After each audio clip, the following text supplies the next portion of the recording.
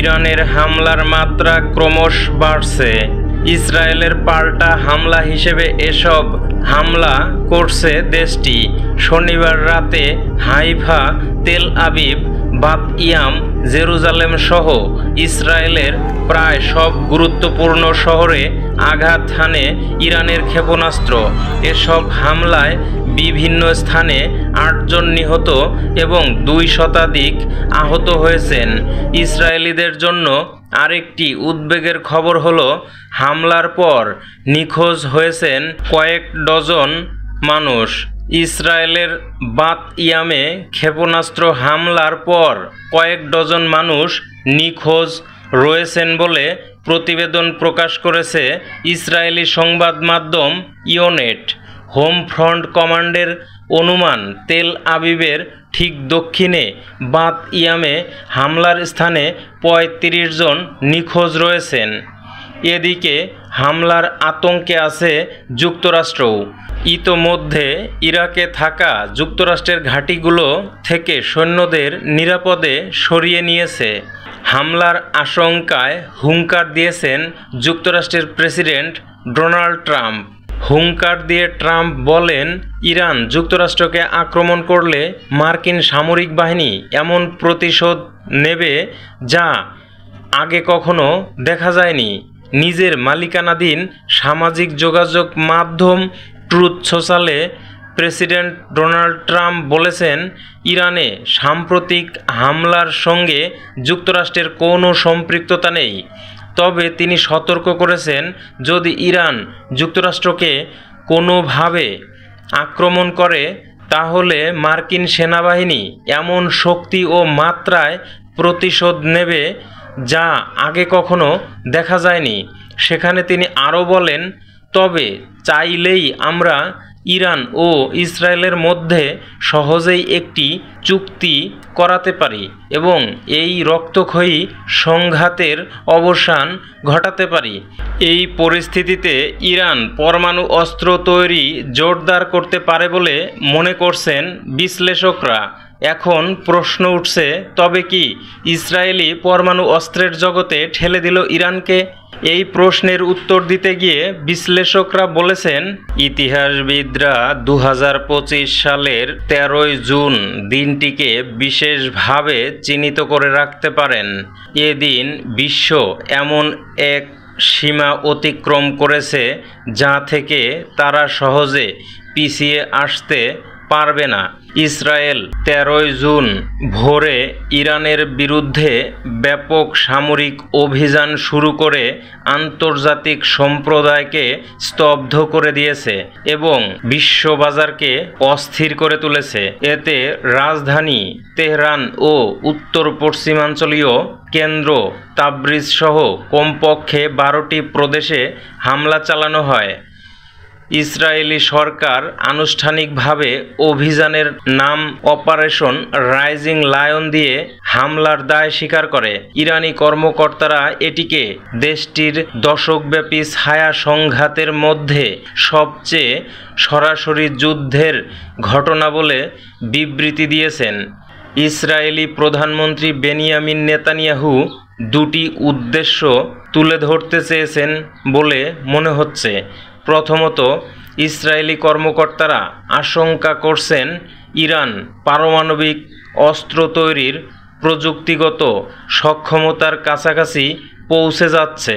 Netanyahu প্রয়োজনে শক্তি প্রয়োগ করে হলেও তাদের প্রতিরোধ করা হবে বলে বারবার প্রতিশ্রুতি দিয়েছেন।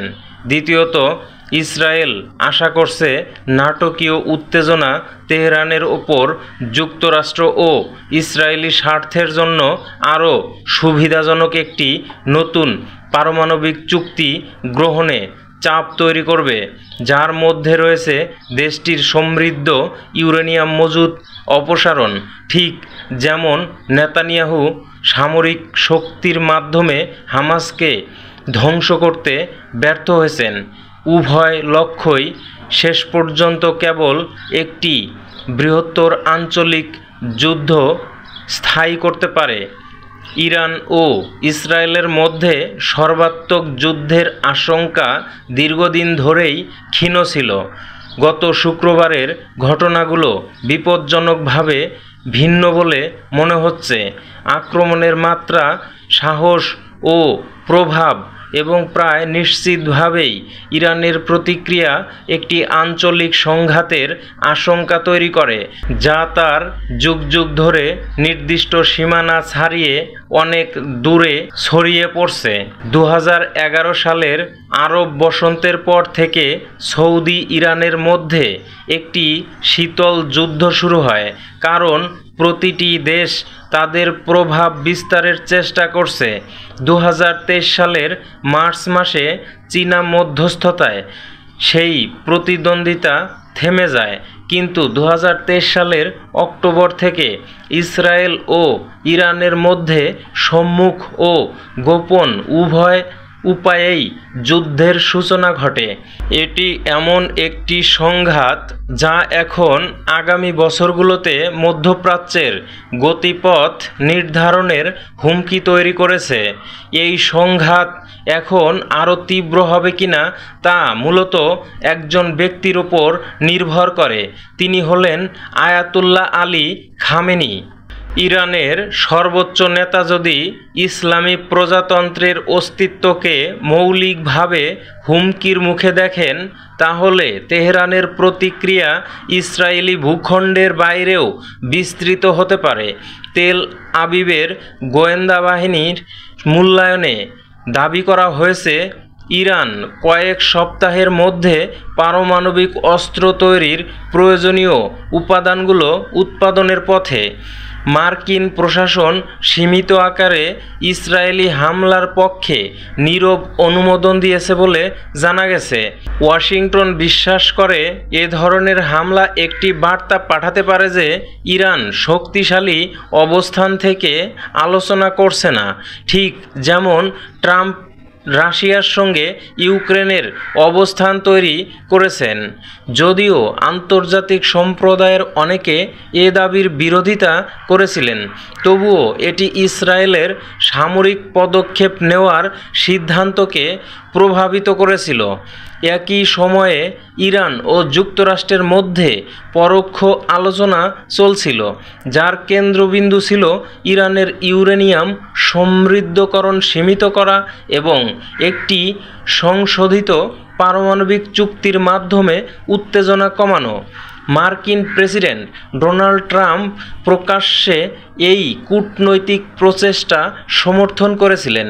তিনি এগুলো আশঙ্কাজনক রক্তক্ষয়ী যুদ্ধের চেয়ে ভালো বলে তুলে ধরেছিলেন। ইরান তার নিজস্ব মাটিতে ইউরেনিয়াম সমৃদ্ধকরণ বন্ধ করতে অস্বীকৃতি জানালে আলোচনা ভেস্তে যায়।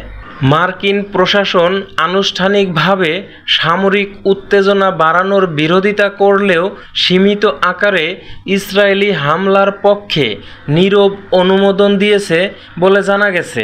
ওয়াশিংটন বিশ্বাস করে এ ধরনের হামলা আলোচনার ভারসাম্য বদলে দিতে পারে এবং একটি বার্তা পাঠাতে পারে যে ইরান শক্তিশালী অবস্থান থেকে আলোচনা করছে না, ঠিক যেমন ট্রাম্প রাশিয়ার সঙ্গে ইউক্রেনের অবস্থান তৈরি করেছেন।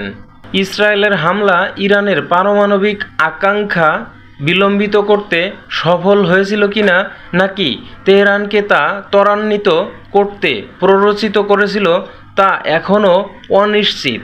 যা স্পষ্ট তা হলো সংঘর্ষ একটি নতুন পর্যায়ে ঢুকে পড়েছে। ইরান যদি এনপিটি থেকে বেরিয়ে যায় এবং আন্তর্জাতিক চুক্তির বাধ্যবাধকতা ছাড়াই তার পারমাণবিক কর্মসূচি এগিয়ে নেওয়া শুরু করে, তাহলে কারো কারো মতে ইসরায়েলের অভিযান বরং এর নির্মাণকে ত্বরান্বিত করার সমতুল্য হতে পারে। অথচ এ অভিযানের উদ্দেশ্য ছিল বোমা তৈরি বন্ধ করা। বিশ্লেষণে যুক্তরাষ্ট্রের ক্যালিফোর্নিয়া স্টেট ইউনিভার্সিটির সান মার্কোসের মধ্যপ্রাচ্য ইতিহাসের সহযোগী অধ্যাপক ইব্রাহিম আল মারাশি ও পর্তুগালের মিনহো বিশ্ববিদ্যালয়ের আন্তর্জাতিক সম্পর্ক বিভাগের সহকারী অধ্যাপক মোহাম্মদ ইসলামী।